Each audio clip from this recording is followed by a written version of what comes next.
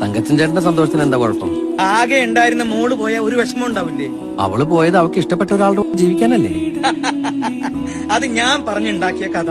ഈ അണക്കെട്ടിനും ഈ വെള്ളത്തിനും ഈ കാണുന്ന കാടിനും ഒക്കെ സത്യം അറിയാം.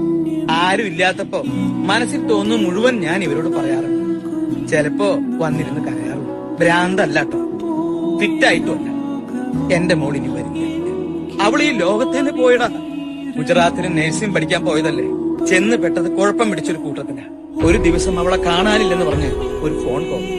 ഭാഗ്യത്തിന് അന്വേഷിക്കാൻ ഞാൻ ഒറ്റയ്ക്കാ പോയില്ല. കണ്ടു, മോർച്ചറിയിൽ അപ്പച്ചന്റെ വരവും കാത്തു തണുത്തു മരവിച്ച് അങ്ങനെ കിടന്നു.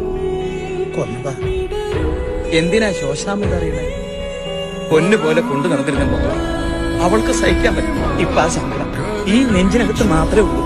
അത് നമ്മൾ ഇഷ്ടപ്പെടുന്നവർ വേദനിക്കാതെ നോക്കണം.